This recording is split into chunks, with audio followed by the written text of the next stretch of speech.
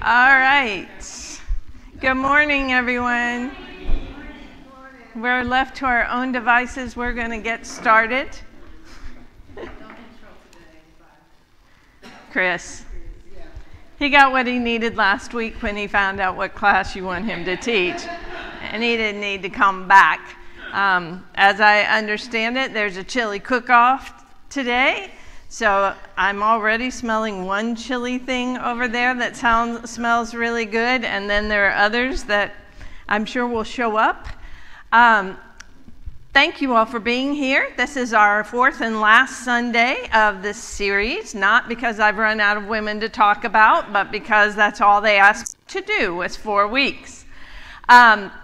Last week, there was one female character that I really wanted us to cover, and so we're going to start with her. Although this is called Deceitful Women, remember this is what other people might think about these female characters, not necessarily a fair evaluation.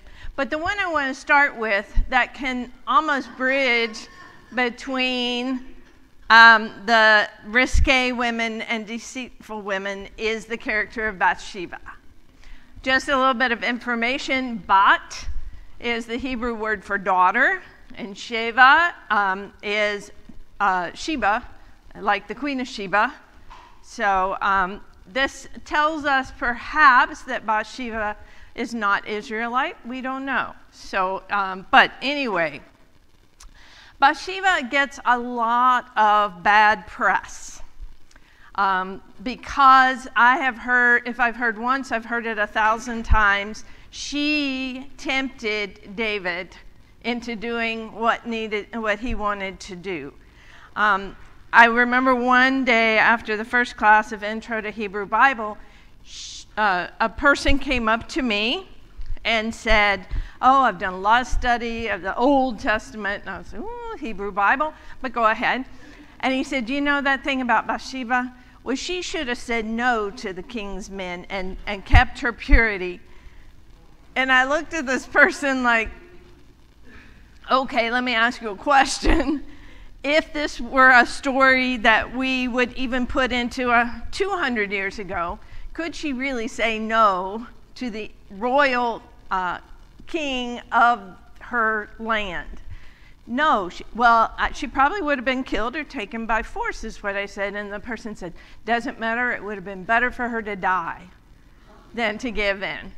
The other thing that I often hear, and this gets to where sometimes when we see Bathsheba in your text, it's Bathsheba. So she's also known for taking a bath. And so I don't know what else is heard, but we're going to look at her story a little bit more closely. The first thing we need to understand, her text is found in 2 Samuel chapter 11. And the text says, in the spring of the year, the time when kings go out to battle, David sent Joab with his officers and all Israel with him. Now notice, what is David not doing? Going out to battle like all the kings. So a couple of things. If it's that time of year, the people who are left behind in the city of Jerusalem would have assumed that the king was gone. Okay? He should have not been there. But David stayed behind while his commander and his military defeated the Ammonites. But David remained at Jerusalem. And it happened late one afternoon when David rose from his couch and was walking about on the roof of the king's house. So David gets up from his rough life of loafing around on the couch, decides to take a walk and probably survey the kingdom. He was walking about on the house. He saw from the roof a woman bathing.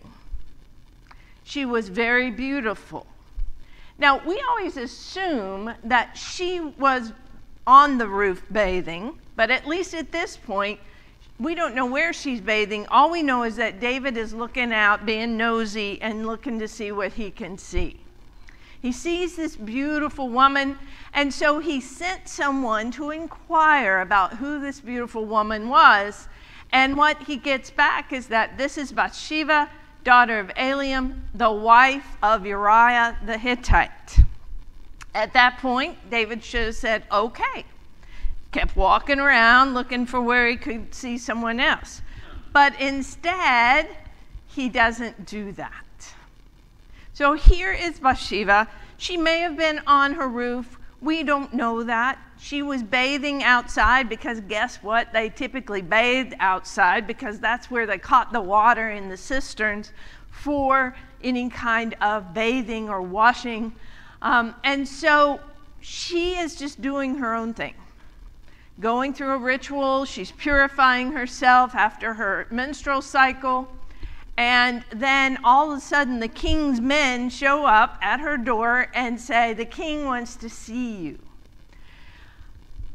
David sent messengers, she came to him, and he lay with her.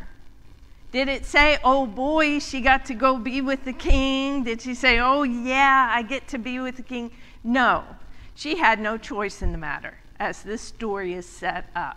So David gets her, has his way with her, and then sends her back home.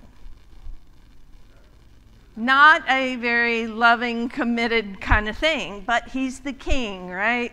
The king gets to do whatever he wants, and anything he can see is part of his kingdom. So David thinks, I've had my fun for this afternoon, and nobody will find out what I've done, that I have taken another man's wife, which is strictly prohibited. But he continues.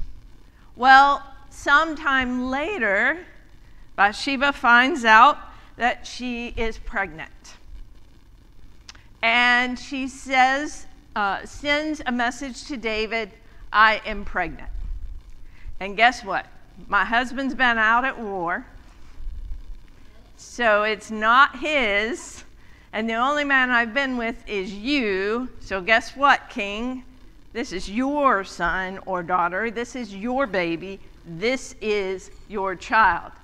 So what does David do? Well, first thing is he tries to save face. He tries to cover up his misdeed. So he has Uriah come back. I left this part out. It's in between this part and this part. First, he has Uriah come back from battle. Take a break, have a good time, enjoy your wife, and then you can go back to battle. But Uriah is such a committed member of the military that he says, if my brothers in arms are not able to enjoy the pleasures of home, then I will not either, and he refuses to sleep with Bathsheba.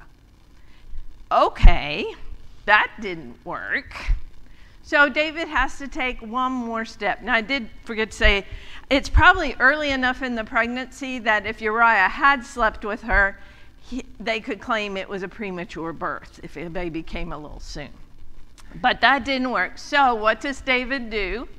He writes a letter that says, set Uriah in the front of the hardest fighting and then draw back so that he may be struck down and die. And he gives the letter to Uriah to take to the front lines to give to the commander, saying essentially, this man needs to die. I know, that's what I'm always thinking. But remember, if it's the king's missive being sent, it probably had the wax seal on it. Now, I would have opened it because I'm nosy that way and curious. And I would have lost that letter somewhere along the way. But that's not how our story is being told. So sure enough, Uriah returns. They put him on the front lines. They drop back, and he is killed in battle. So now David has taken care of part of the problem. He has gotten rid of Bathsheba's husband.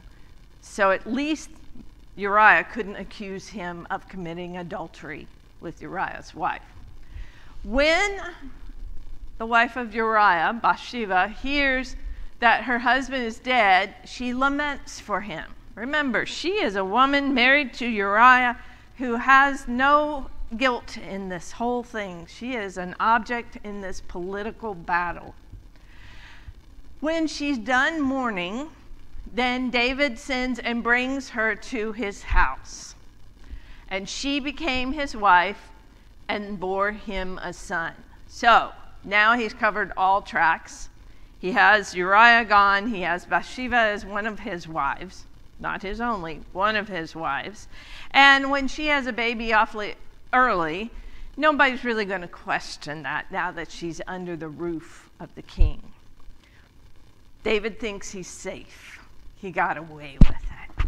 He is going to move on and not think about anything else. But as we've learned more than once, that the Lord, the Holy, is always watching. You may have heard that growing up, but Santa is always watching is just the equivalent as the Holy is always watching. And the thing that David had done displeased the Holy. This is a Marc Chagall drawing of David and Bathsheba. So, what happens? The Holy strikes the child that Uriah's wife bore to David, and it became very ill and eventually dies. So David did something wrong. He committed adultery. He had a man killed. And now the son dies because of him. And once again, Bathsheba is not considered at all. She has now lost her husband and lost her child because of David's grab for power and his ego, if I might say, and other words I might use for David. So after he weeps and laments the death of his son, he does go and console Bathsheba and goes into her and has sex with her. She bears another son, and that son's name is Solomon. And the Lord loved Solomon. So she has been through the ringer, but now she at least has a son. That is David's son, which guarantees her a place always in the palace as long as David is alive. She is not his first wife. There are other wives that have other sons, so it's not automatic, like we know happens, that Solomon becomes king. And in fact, it's a little more complicated than that. So David is on his deathbed. And there's a question about to whom the throne should go. It really should go to the eldest son of David. But Bathsheba has another plan. So she goes into the king's room. Now, the king was very old, and they had brought Abishag, the Shunammite, to attend him, which that's a whole nother story we could talk about, is this poor young Shunammite girl who's supposed to keep the king warm in his dying bed. But Bathsheba comes in and she, bows to David and says, and he says, what do you wish? What do you want? And Bathsheba says, my Lord, you swore to your servant by the Lord your God, saying, your son Solomon shall succeed me as king and shall sit on my throne. But now suddenly Adonijah has become king, though you, my lord the king, do not know it. He has sacrificed oxen, fatted calves, etc., etc. The priests Abiathar and Joab, the commander of the army, are all with him. But Solomon was not invited. But you, my lord the king, the eyes of all Israel are on you to tell them who shall take the throne. Otherwise, it will come to pass when you sleep with your ancestors that my son Solomon and I will be counted offenders. Which means if Adonijah becomes king, he has no obligation to keep Bathsheba and Solomon in the palace. If anything, he has reason to kill them because Solomon could be challenger for the throne. Now, here's the fun thing. We have no record in the biblical text of this conversation that David promised Bathsheba that her son would sit on the throne upon his death. It's not in the text. So at least as the story is being told, we're left to think maybe Bathsheba is making this up.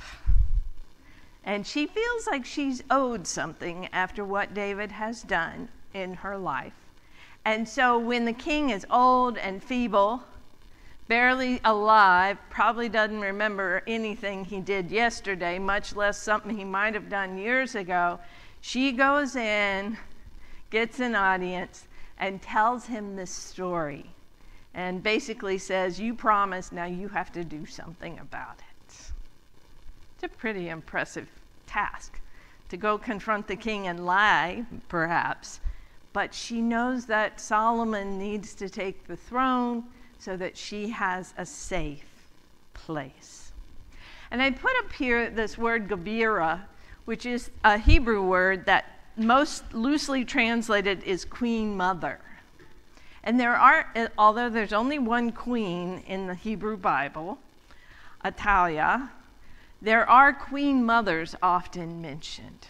And think about it, we hear about queen mothers too. If your son takes the throne, then suddenly you are elevated to a position that the queen mother probably has more authority than anyone, maybe even more than the king's wife or wives, as it happens with Solomon. So that scene closes, and the next thing we know, Solomon becomes king. Not easily. There is a struggle for the throne, but because perhaps we read back here, the Lord loved Solomon, we are now to believe that this was the Holy's desire, that Solomon would take over the throne. And as I often say, Solomon started out really darn good. And he tries to do good things, though he obviously strays afar from the path with all his foreign wives and all his allowing of foreign gods to be worshipped. But there's another scene I didn't include here where one of David's sons comes to Bathsheba wanting a concubine. And she goes to Solomon saying, will you let this person have your dad's concubine? And Solomon says, nope. And so she has to go back and tell this person, no, you can't. But again, that's a scene telling us that the queen mother has a lot of power. If you want something from the king and you can't go right to Solomon and ask him, you go to the queen mother and see if she might be generous enough to do these things. So that's Bathsheba. Yeah. So, if her husband, first husband, had brothers, Hold on a second. Remember, we're recording this. So we had talked about the tradition of when a wife lost her husband, that then like someone in the family was to take her as wife. So that didn't happen here. Is there any story to that? Because that should almost raise some eyebrows, like, well, is it because he's king and it can supersede that, or what happened with that tradition? Because I would think that would be kind of a tale as well. There are two things I think answer your question. First, remember Uriah is a Hittite and not an Israelite, so maybe that custom wouldn't have worked. But I think more so it's the king can do whatever the heck he wants, no matter what. Nobody's going to question the king. Yeah.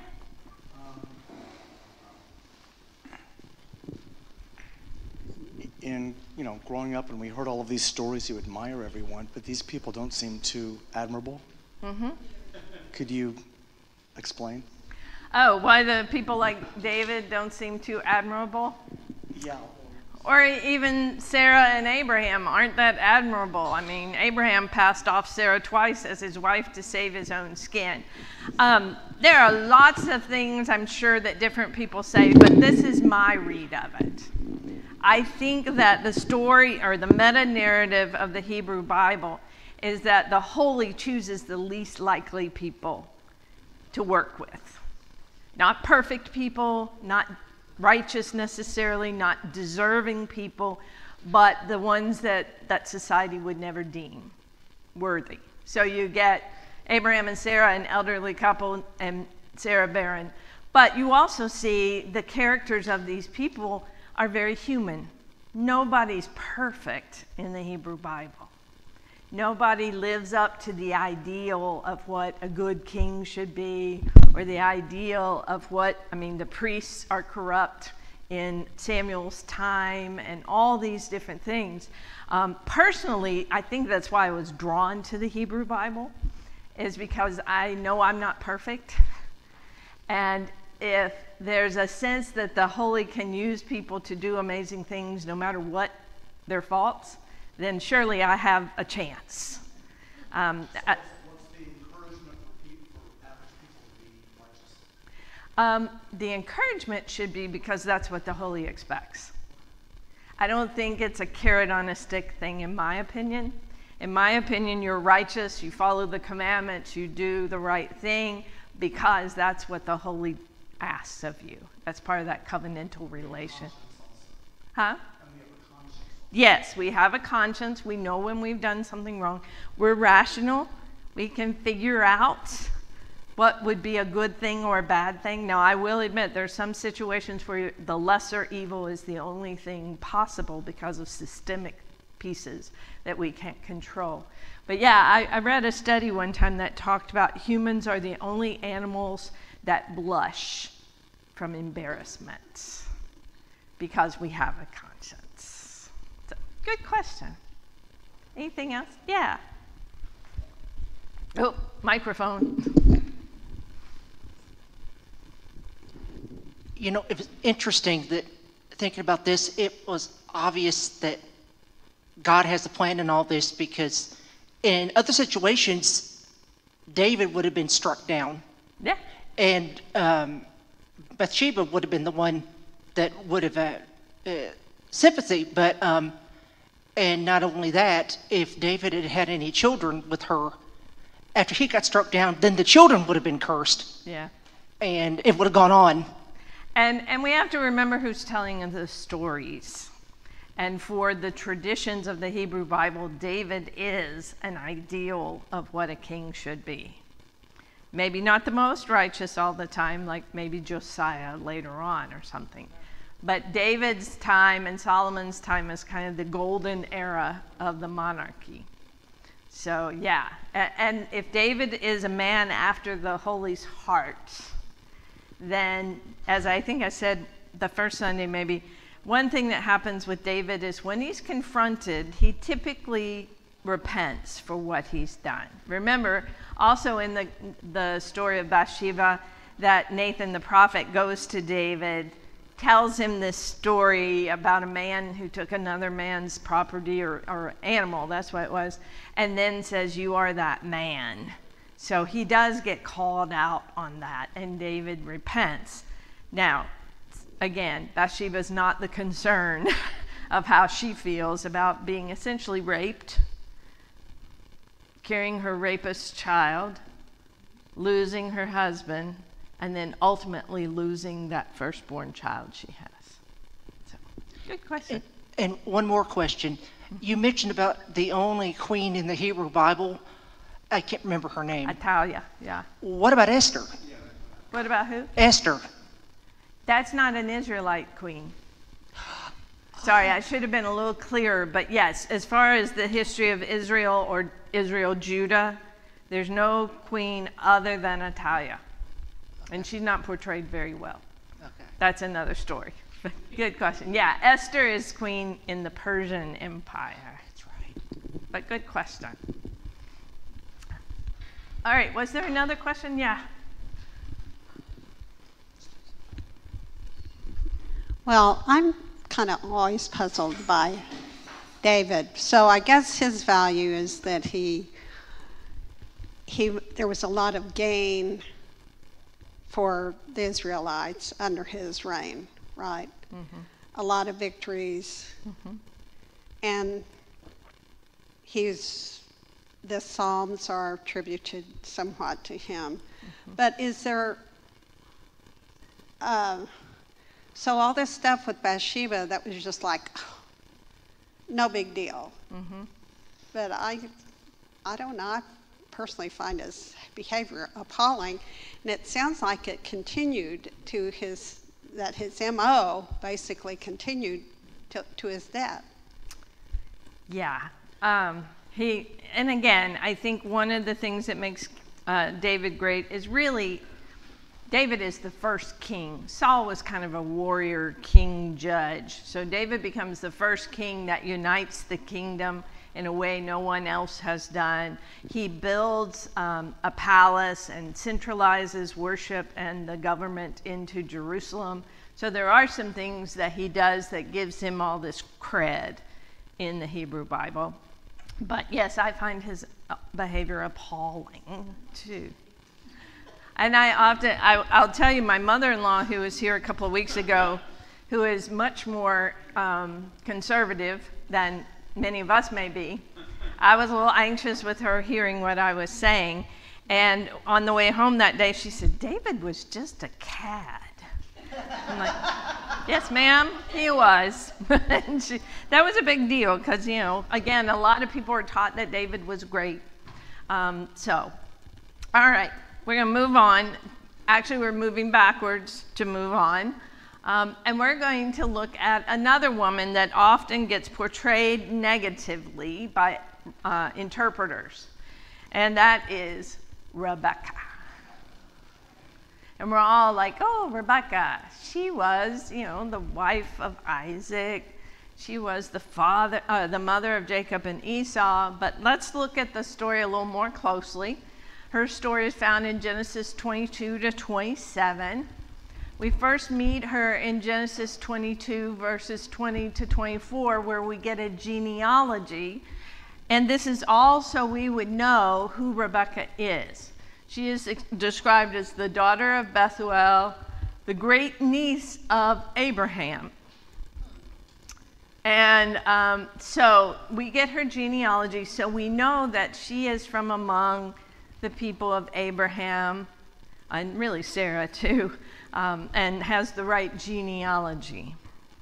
So in chapter 24, there's a problem. Isaac needs a wife. He hasn't found his own wife.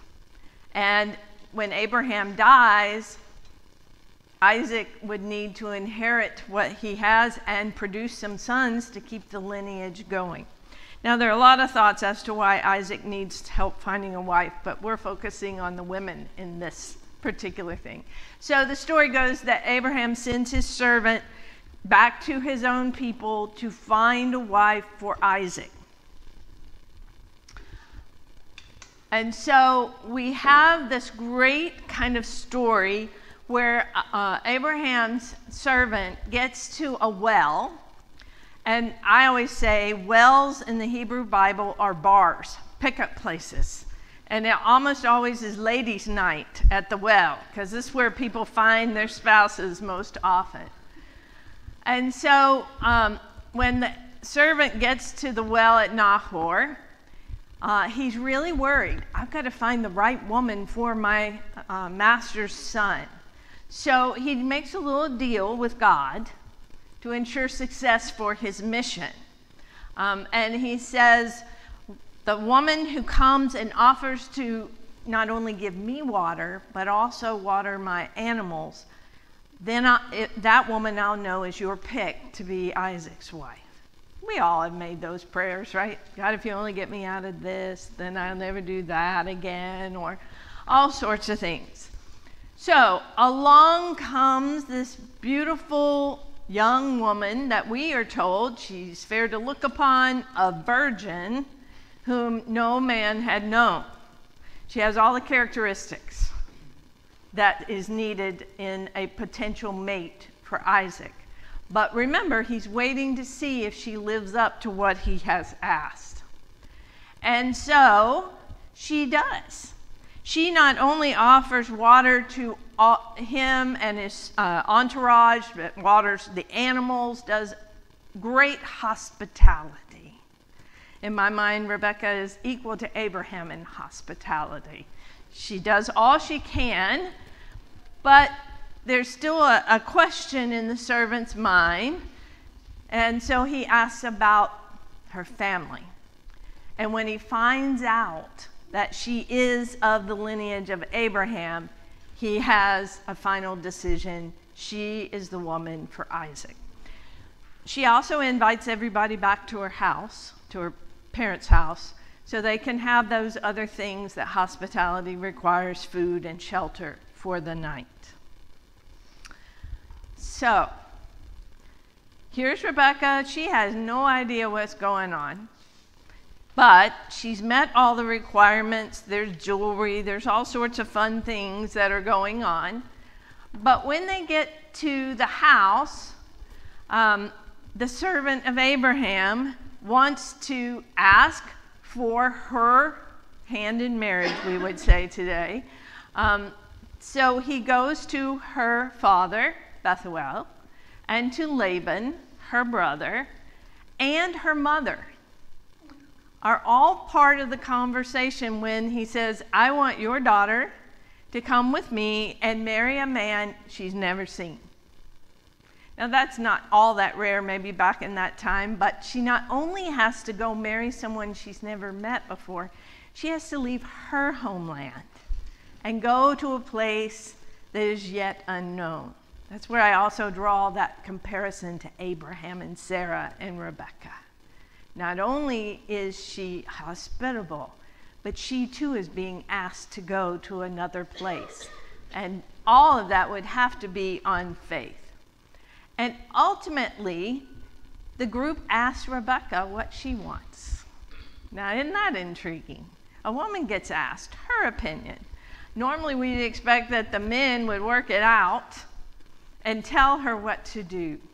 But in this case, they ask the question, and she says yes. I've always wondered why she would say yes. Maybe it was a little boring in Nahor and she was ready to get out of town. We know those people who grow up and all they can do is wait till the day they can blow that popsicle stick and go somewhere, popsicle stand and go somewhere else. And so she says yes. And so the family offers a blessing for Rebecca. May you, our sister, become thousands of myriads. May your offspring gain the possession of the gates of their foes. Thousands of myriads. Remember, that's a little bit like the covenant with Abraham and Sarah. Your offspring will be too numerous to count. And not only that, you will be able to defeat any foe that comes upon you. And off they go, along with her nurse. They depart with Abraham's servant. And then, in looking at artwork, I love this. Rebecca and the servants and the camel she's riding, headed back to marry someone she's never met before. So when she gets to the land where Abraham, Sarah, and Isaac live, it says that Isaac is out taking a daily walk in the field, is how it's translated. I can tell you that the Hebrew indicates he might have been doing more than just walking in the field. He may have been doing his daily constitutional. Do I need to draw a picture? Okay. So imagine you're riding up to meet your knight in shining armor and he's out in the field doing his business. When they meet eyes, Rebecca dismounts from that animal, the camel, and veils her face. And I always have fun with this one because she's doing the proper thing to veil her face, but it also might have been she was downwind of where Isaac was taking his walk in the field, and you need something to block the smell a little bit. Ruins all that romance, right? Everybody hears this story and they hear violins and the crescendo and hearts are flopping everywhere. It's not that romantic in the text. So the servant goes to Isaac and says, your father sent me, yada, yada, yada. Here's the woman to be your wife. And it says, then Isaac brought her into his mother Sarah's tent, took Rebekah, she became his wife, and he loved her. So Isaac was comforted after his mother's death. Aw, how sweet. And yet, I think he might have a mother issue going on here. Taking her to his mother's tent to consummate the marriage might be a little odd. But what is fun is it says he loved her. And very rarely in the Hebrew Bible do we hear about someone loving someone. So that's pretty powerful, that he loved her, and also he was comforted after Sarah's death. But it also sounds like maybe she's more of a mom than a wife, or both and. We won't go into that psychologically. So they consummate the marriage. And, well, that's a little ahead of what comes next. First, we're going to start with barren is Rebekah. So, remember, Sarah is barren. Now the second matriarch, Rebekah, is barren. Again, seems to be a theme. So Isaac prays for Rebekah that she might conceive and have a child. And Rebekah does conceive, but she's having a difficult pregnancy. So instead of going back to Isaac and saying, hey, will you ask God what's going on down here? She asks herself, what is happening? And the Holy tells her she will have twins. 2 nations are in your womb. So not just you're having twins, but this foreshadowing of 2 nations. And the Holy tells Rebekah that the elder shall serve the younger. Well, that doesn't fit. Everything we've talked about, patrilineal, the eldest son gets the inheritance and is the son to carry on the name. But now Rebekah has insider information that nobody else probably has. Because they probably tell her, you're crazy, never works that way. So she does give birth to twins, Esau and Jacob. Esau is the eldest, Jacob the youngest, by minutes probably. And as they grow up, it seems like Esau is daddy's boy. You know, hunts and does things outside like Isaac often did. And Jacob is mommy's boy. He's in the house learning to cook and do the things that might not always be what males did in that particular time and place. This goes on, and we see that not only do we have this division, we also know that Esau is being portrayed as maybe not the sharpest knife in the drawer. He gets led on by Jacob, and so he's not the sharpest of the 2 boys. Well, Isaac gets old and blind, and it's time to pass on the covenant.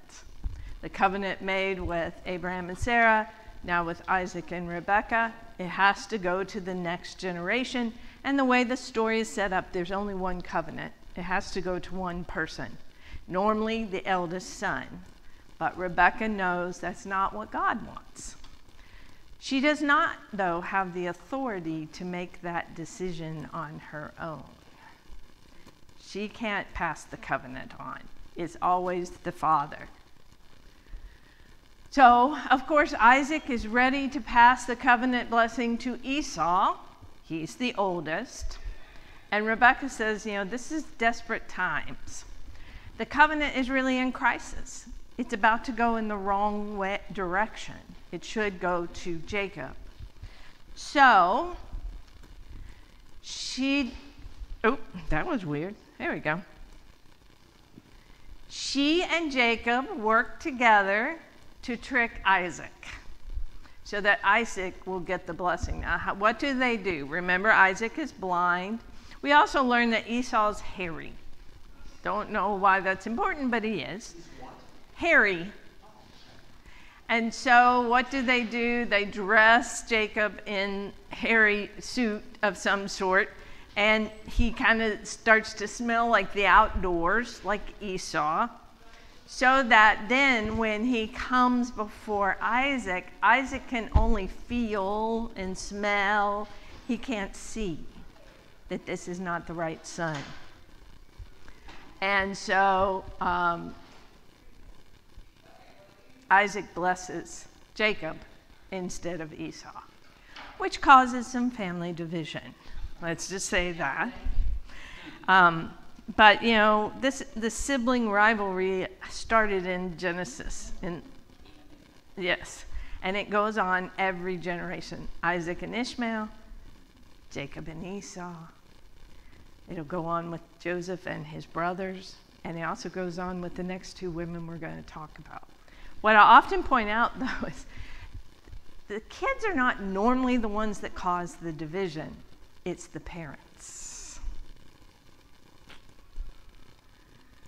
And nowhere else in the Hebrew Bible, or nowhere in the Hebrew Bible, is Rebekah ever condemned for faking Isaac, because she did what was supposed to happen according to what the Holy desired.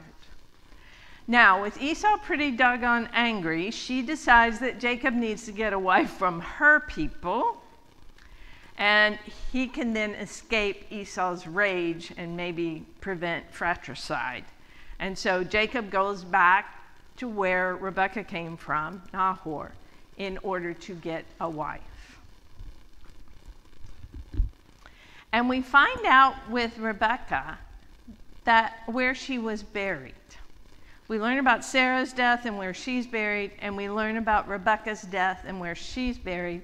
Not every woman gets a notice of death and burial, but she is buried in the same cave, burial cave, as Sarah.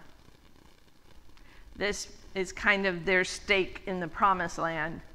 I usually make a bad joke that Sarah was the first person to take up permanent residence in the promised land, but we won't go there. And so now we have Jacob going to Nahor, Esau going to do his own thing, and we come up with another situation of sibling rivalry, and that is Rachel and Leah. Now, if I were doing this more broadly, I'd also put Bilhah and Zilpah, who were the handmaids of Rachel and Leah, who bore a lot of children as well.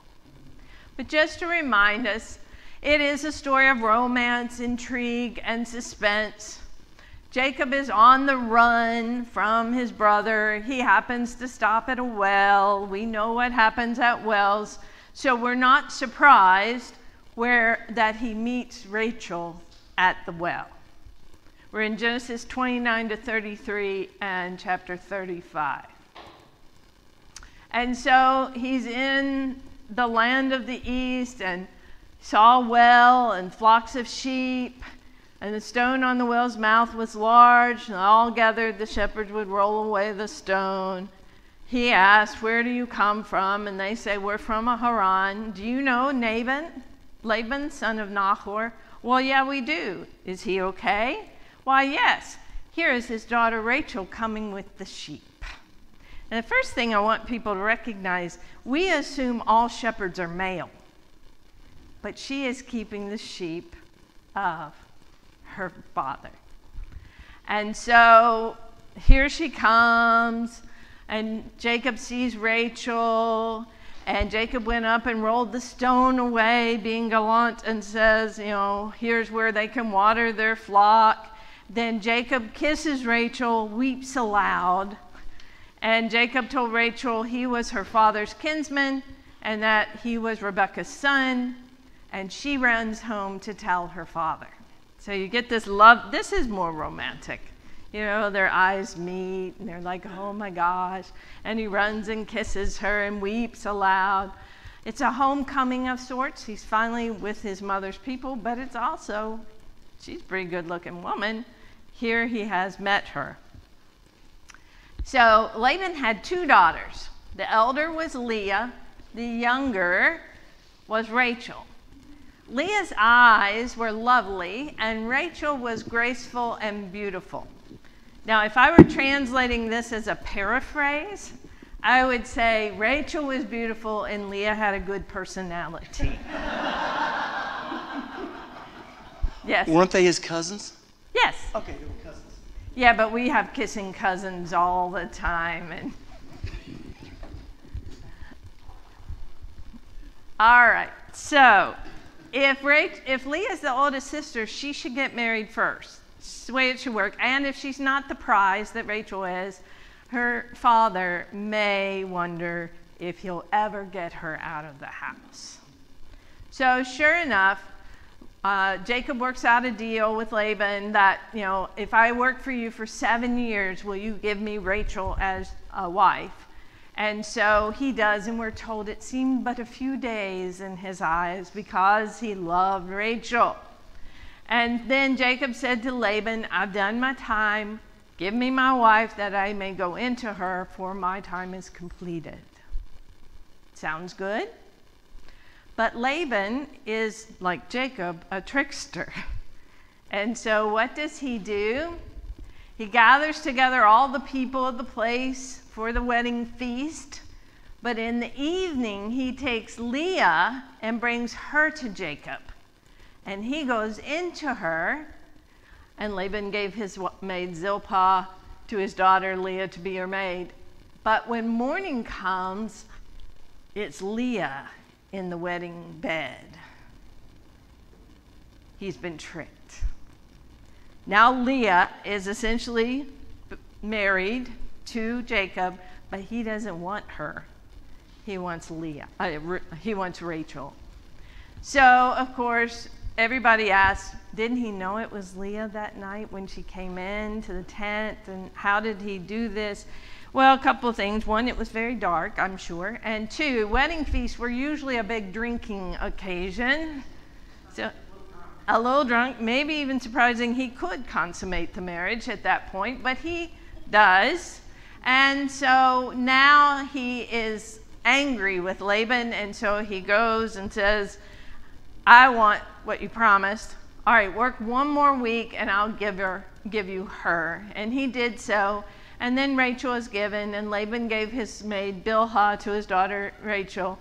And Jacob went in to Rachel also, and he loved Rachel more than Leah, and served Laban for another 7 years. Now, Rachel and Leah are married to the same man, and he never wanted to marry Leah, and he loves Rachel.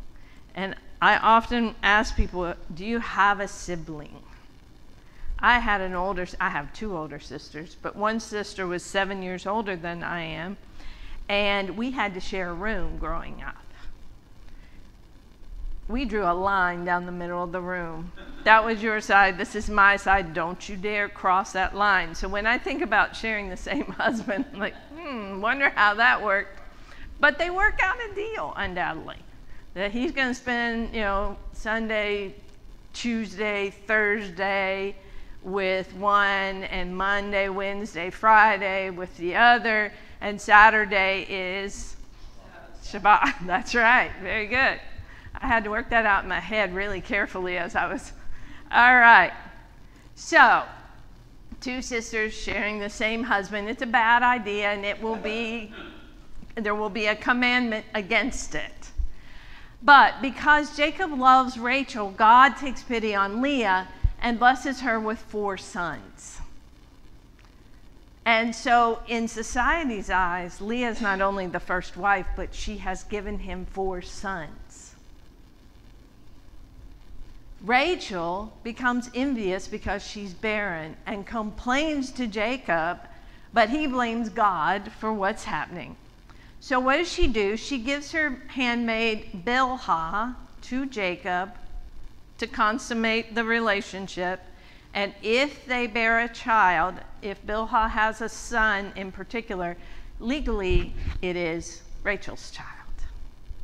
So this handmaid or maid has no choice in the matter. She goes, and she does have 2 sons that are now counted to Rachel. At that point, Leah stops conceiving, but she wants more children. So she gives Jacob her maid, Zilpah, and she has 2 more sons. So if we had a chalkboard, we'd keep a tally. It's a baby war. Who can get more children, more sons? And notice, these 2 sisters are at odds with one another, not because of anything they did, but because of what their father did to them. It's often the case. Women get pitted against each other not because they don't like one another, but because society makes us have to be against one another. So it's the days of the wheat harvest, and Reuben, one of Leah's children, finds mandrakes in the field and brings them to her. Then Rachel says to Leah, "Please give me some of your son's mandrakes." But she says back, "Is it a small matter that you have taken away my husband? Would you take away my son's mandrakes also?" And Rachel says, "Look, give me some mandrakes and he can lie with you tonight. Even though it's my turn, he can lie with you." Now, what's the big deal about mandrakes? They're understood to be a fertility agent.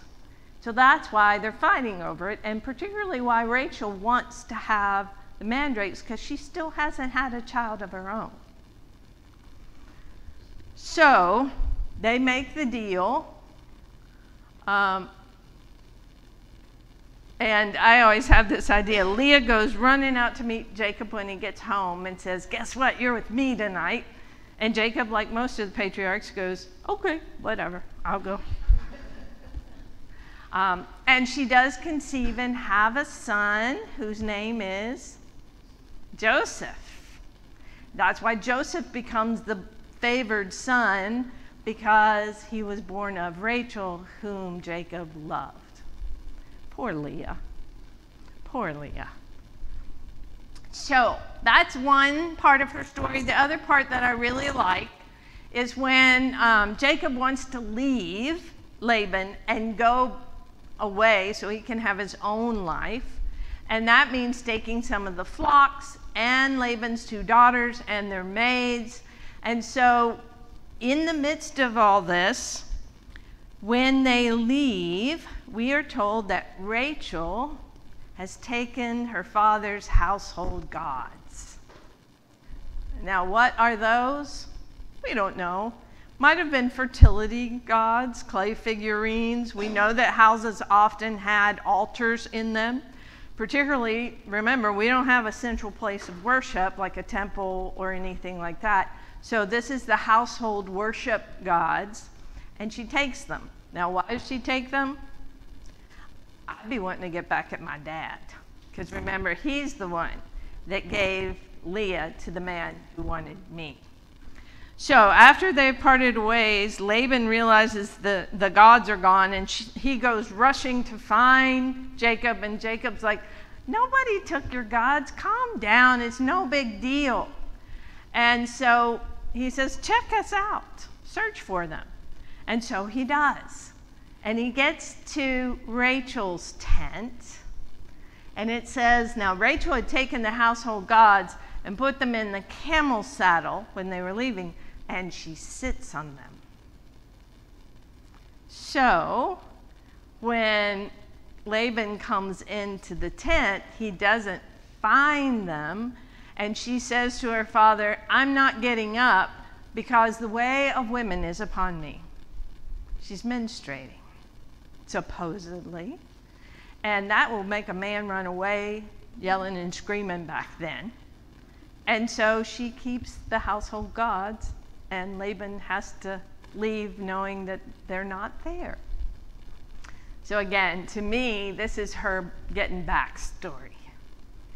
Stealing the household gods that her father wanted, and then lying to him right out there so that he can't find them, and she gets away with that. We are almost at our end of time. So questions or comments about Rachel, Leah, Bilhah, Zilpah, or Rebecca as we're gone? I did want to say that notice that this whole struggle between Rachel and Leah gets represented in the sons they produce and how the sons get divided among themselves. And then I found this, which I thought was kind of fun. We are also the children of Sarah, Rebecca, Rachel, and Leah, not just Abraham, Isaac, and Jacob. Now again, I'd put in here Bilhah and Zilpah, because they too birthed some of those sons of the tribes Yes. In the Jewish prayers, they've changed them. I'm Jewish, and they had Abraham, Isaac, and Jacob, our fathers, and now they go Sarah, Rebecca, Rachel, and Leah. They've included the mothers. Yeah. Imahot, as well as, Now you're part of the temple, right? I don't know if the Orthodox and the yeah, that's right. Just like they've thrown in a cup for Miriam in the Seder, many have. I'm just noticing a theme that it's always the younger child that, and so, but I've always felt it kind of ironic that I've got a younger brother whose name is Jacob, and he's the golden child in the family. Ah. But for my father, not my mother. Yeah. And so I just always kind of, in some ways, a little bit, maybe not quite annoyed, but kind of like, yeah, it's like my life all over again.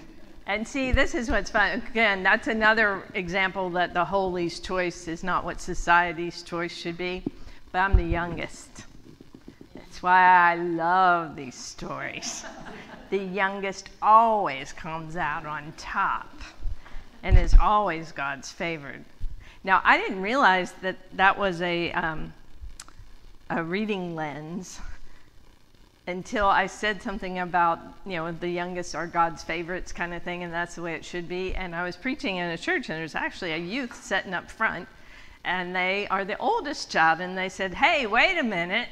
And then I realized I read the Hebrew Bible through the lens of being a youngest child. Probably another thing that drew me to those stories, just as I read them through multiple lenses. But good.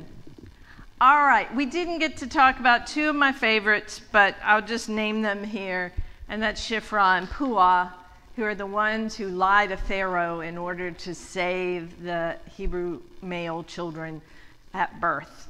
And they, along with Yocheved, the sister of Moses, who's not named till later, Miriam, and Zipporah, all 5 women make sure that Moses gets to adulthood so that he can go back and liberate the slaves of Pharaoh.